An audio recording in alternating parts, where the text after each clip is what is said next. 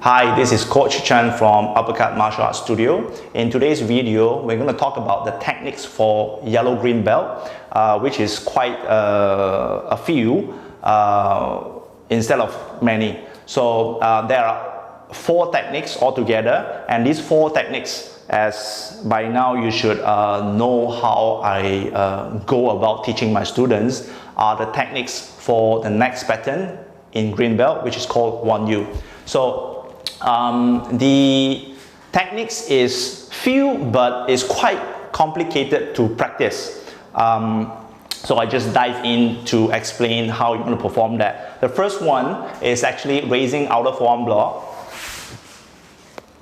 obverse knife and slash, and fixed stance punch. Alright, now even though it looks similar,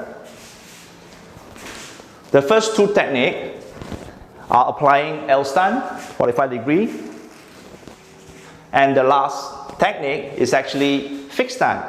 The difference with fixed stand and L stand is fixed stand is sitting in the middle, while L stand is sitting at the back. Alright, so to be honest, I do not know this until many years later, many years later. I was doing all 3 techniques in fixed stand for a long time. Alright, so it's very important for a black belt instructor to attend master class and keep asking questions to keep themselves updated. Sometimes when you see the older generations of martial artists, the seniors, grandmasters, still doing the old style, please do not be biased, because old style to me has a lot of practicality criteria there, and I do not want to change them at all or say anything out of respect, because the way they defend themselves is much stronger than the modern days martial artists, because the modern days mostly talk about point system and the rules in competition.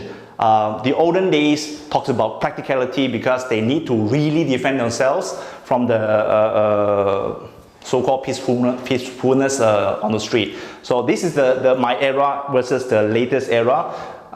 If you want to become good instructors, you have to keep updating yourself.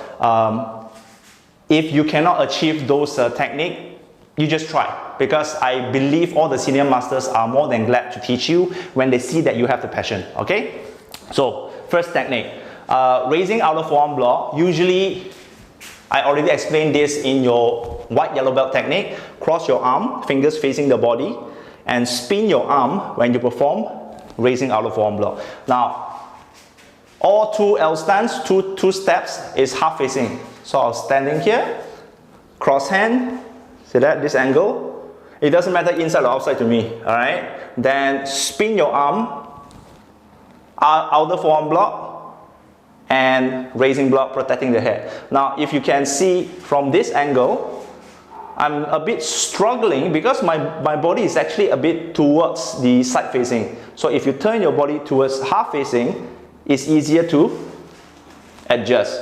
So you have to remember the feeling as one, instead of adjusting so many parts of your body to get it right. Then you keep practicing this technique first.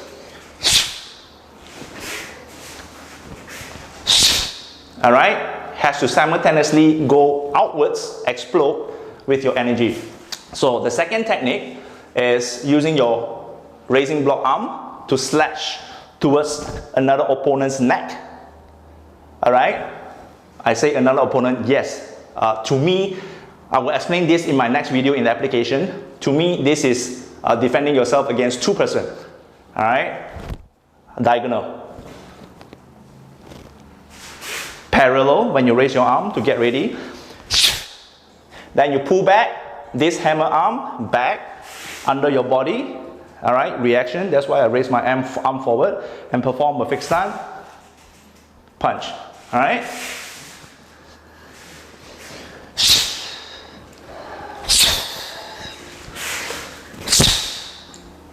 So this is the first technique for white yellow belt. It takes a long time for them to differentiate left and right side control. They have a lot of difficulties controlling the arm to perform these 3 actions at one go, because if their foundation is not good while doing their techniques from white belt to a yellow belt, they will have a lot of problem here. But don't worry about that. You just need them to keep practicing without power and speed until it becomes a subconscious movement, then they'll be fine. All right, so from a side wheel,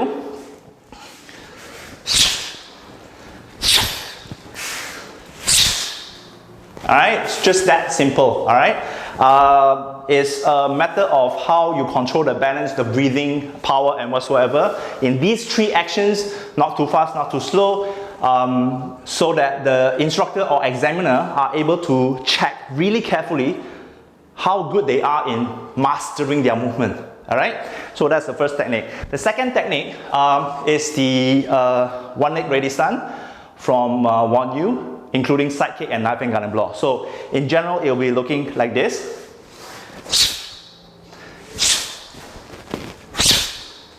So that is a lot of control performing the one leg ready stand. The next video, when I start making application for all this technique, it will be very interesting, because my instructor never explained much about the application. They just teach me how to perform. But when I confront them to ask, how do you use them? The way they answer is very straightforward out of the book, but not really in practical terms.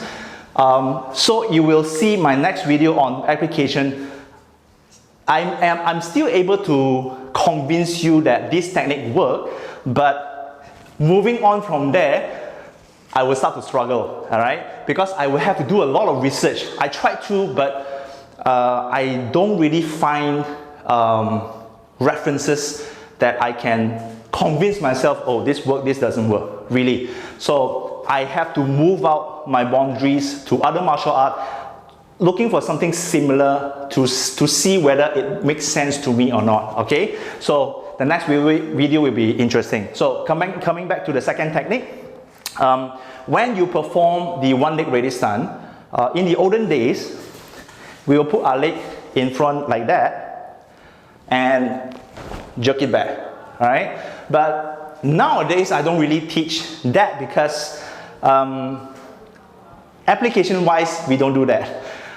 So that's the reason this whole actions, to me, I would prefer to control my balance by putting my feet together.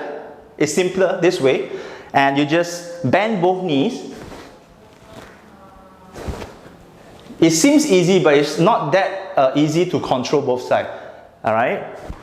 Now the raising leg side, the sole must point towards the knee, bending knee, and the toes are horizontal, not vertical, pointing down. They have to point to the side. And the hard part is, don't do side facing. Okay, don't do side facing. You perform side kick, side facing, yes.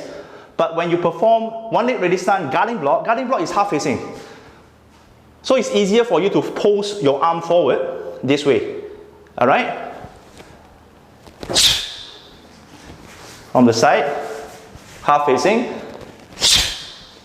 forward. So it takes a lot of practice and a lot of internal power to keep still. All right? And to perform from that position to side kick, take your time and learn how to aim. Your sole must point to where you kick.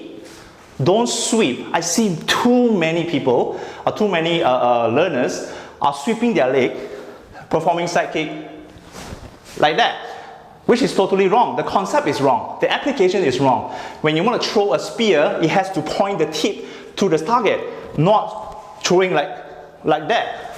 All right? So you have to really practice on this and make sure you aim before you perform side kick, and get control of your balance before you land. Knife and garden block. See that? This is the hard part. All three actions in one smooth transition. So a lot of practice. Feet together, jerk, half facing, aim, keep your body upright so you can control balance. You tilt back, you're going to fall back. Alright? Then side kick. Keep your body upright again, land forward, knife hand garland block. This is the second technique for yellow-green belt. You see that it's not easy and it's getting more complicated. And a lot of younger students will find that difficult and they don't see the point. That's why the application video is that important. These are exercises to strengthen our body, to control, so that when you do the freestyle, you have more physique to do that. Okay? So moving on to technique number 3. Very simple. Circular block, reverse side. So you start with stepping your walking stance forward, raise your arm, then bend both knees, just like doing lunges like that. See that? This is lunges. So you bend both knees, reverse side, follow the back leg, inner forearm block. Now your body's last minute facing will be towards the front leg, diagonal. Diagonal, see my body facing. And your arm is not here, don't do here. Alright, it's in front. So when you turn, see that? It's side, but when you turn your body facing, it's in front.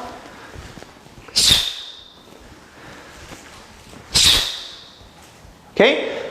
And you have to watch your head. Beginners will always turn their head as well, so make sure they look straight. And front kick, double punch. Sorry, reverse punch, not 2 punches, okay? My mistake. So this is what you do. Circular block, front kick, snapping, hands straight, reverse punch. That is your third technique, okay? Once again.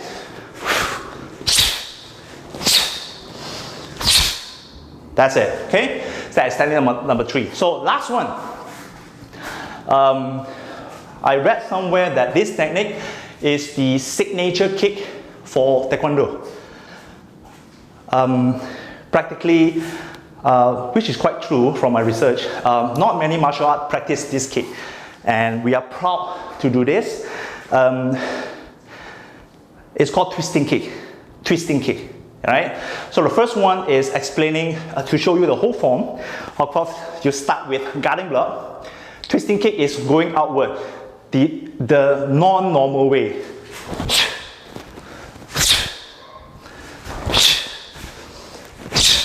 Now, twisting kick we were taught that it uses to kick the inner thigh. Alright? So you do not kick high. But when you understand the concept of twisting kick, you can kick more than the inner thigh. You can actually kick the person standing next to you. See that? Height angle is up to you to train. Now, twisting kick, you can also kick the person in front on the face. So, give you an example. This is the face. Facing me.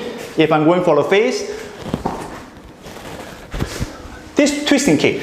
The concept is the same and it's a very surprising move if you apply this technique in your free sparring. Right?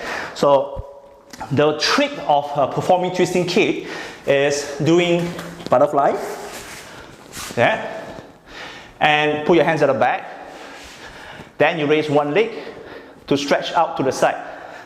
So why do I do this? Because this leg has to be in this position. They cannot be straight. Because if you do that, you're going to fall out one side. That's why I do the butterfly action. Raise this leg, kick towards outside.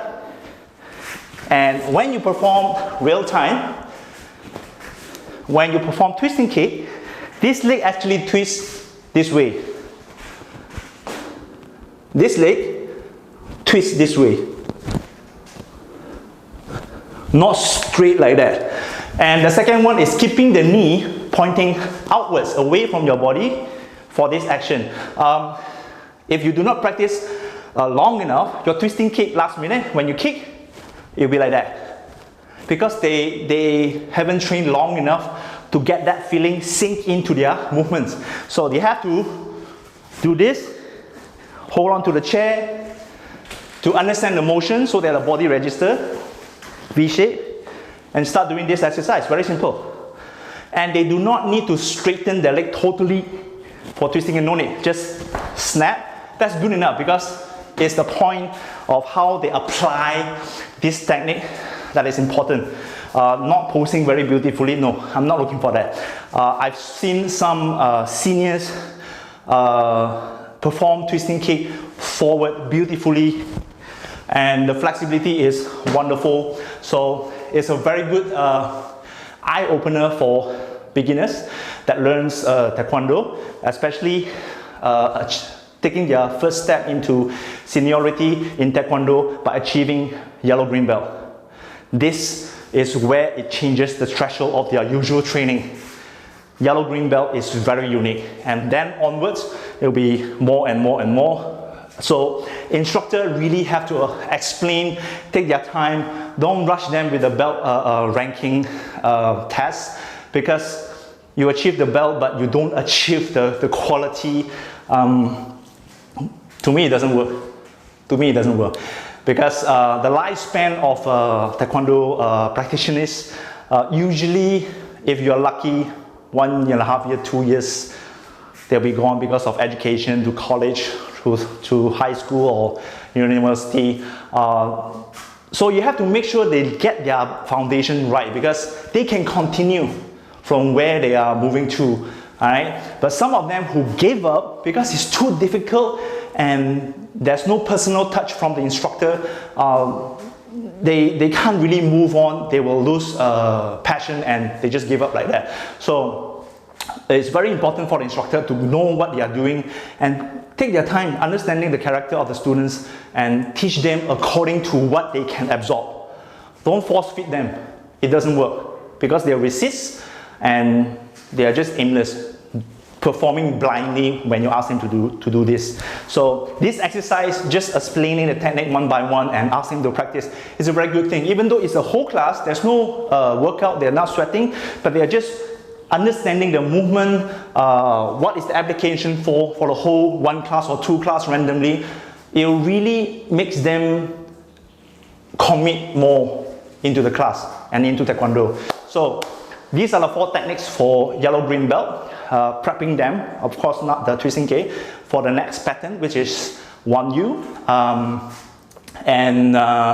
I hope you get to understand and get some tips from my experience sharing for techniques. Please feel free to post your questions, comments, whatever under this video, and please don't forget to like, share and subscribe to my video. So I see you next video. Bye bye.